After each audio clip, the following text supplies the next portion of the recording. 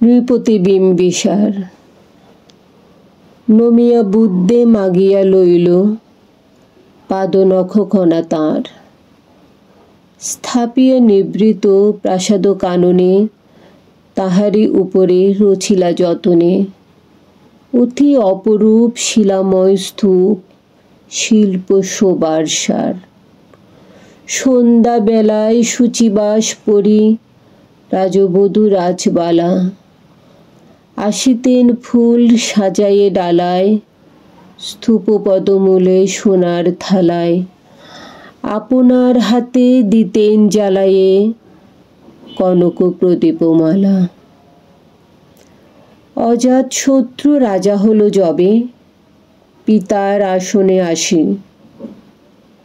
পিতার ধর্ম শুনিতের স্রোতে মুছিয়া ফেলিল রাজপুরী হতে সপিল যজ্ঞ অনল আলোতে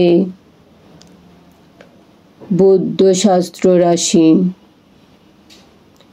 কহিলা ডাকিয়া অজাতশত্রু রাজপুর নারী সবে বেদ ব্রাহ্মণ রাজা ছাড়া আর কিছু নাই ববে পূজা করিবার।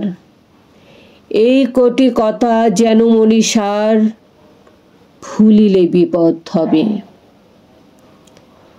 সেদিন শারদ দিবা অবসান শ্রীমতী নামে সে দাসী পূর্ণ শীতল সলিলে নাহিয়া পুষ্প প্রদীপ থালায় বহিয়া রাজমহিষীর চরণে চাহিয়া নীরবে দাঁড়ালো আসি।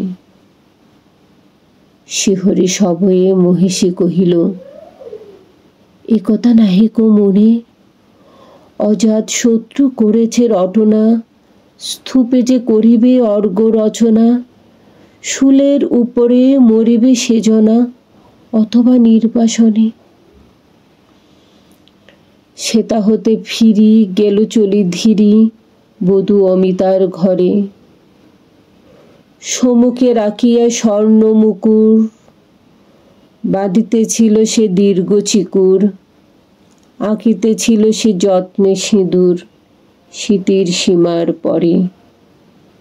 শ্রীমতী রেহেরি বাকি গেল রেখা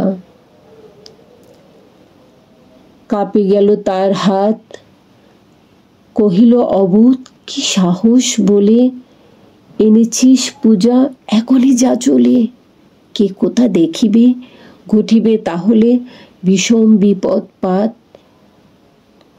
অস্ত রবির রশ্মি আভায় খোলা জানালার ধারে কুমারী শুক্লা বসি একাকিনী পড়িতে নিরত কাব্য কাহিনী চমকি উঠিল শুনি কিনকিনি চাহিয়া দেখিল দ্বারে।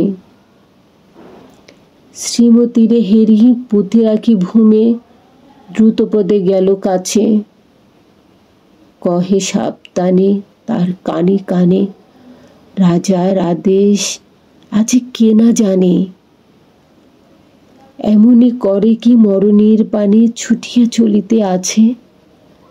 দ্বার হতে দ্বারে ফিরিল শ্রীমতী লইয়া অর্ঘ্য থালি।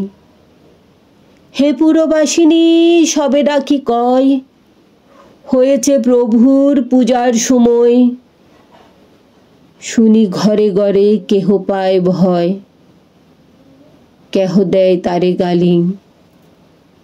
দিবসের শেষ আলোক মিলালো নগর সৌধ পরে